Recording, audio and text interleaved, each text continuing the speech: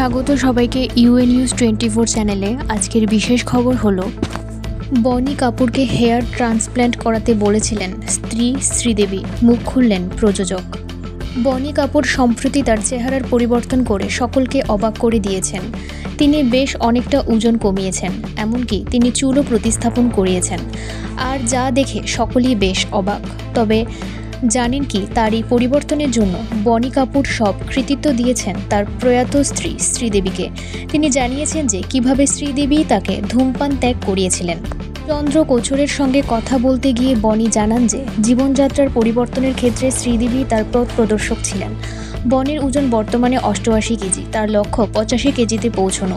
তিনি বলেন, নিয়মিত আমলা এবং কিউই জাতীয় ফল, 2টি ডিমের অমলেট, ডাল এবং সবজির সঙ্গে স্যুপ বা জোয়ারের রুটি খেয়ে তিনি ওজন কমিয়েছেন। মাঝে মাঝে অবশ্য চিট ডেও করেন, তবে তাতে তার মন কখনোই বিচলিত হয় না। এরপর বনি জানান যে কিভাবে শ্রীদেবী তাকে চুল প্রতিস্থাপনের জন্য অনুপ্রাণিত করেছিলেন।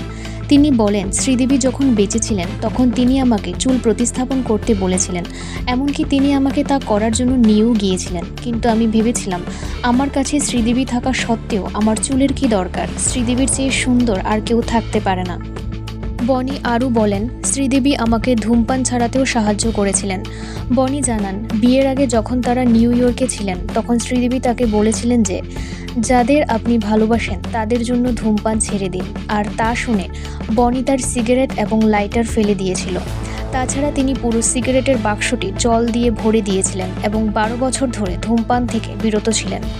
এরপর তিনি আবার ধূমপান শুরু করলে শ্রীদেবী আবার তাকে ছেড়ে দিতে বলেন। তবে শ্রীদেবীর মৃত্যুর পর তার সিগারেটের প্রতি ইচ্ছে এবং স্ত্রীর স্মৃতিতেই তিনি সিগারেটের থেকে মুখ ফিরিয়ে নিয়েছিলেন। বনি বলেন, যখন শ্রীদেবীর মৃতদেহ আমার সামনে ছিল তখন আমি ভেঙে পড়েছিলাম। আমি বারান্দায় গিয়েছিলাম এবং সেখানে অনেক ধূমপান করছিলাম। আমারও মনে হয় খাই আবার, কিন্তু শ্রীদেবীর জন্য আমি আর ধূমপান করিনি।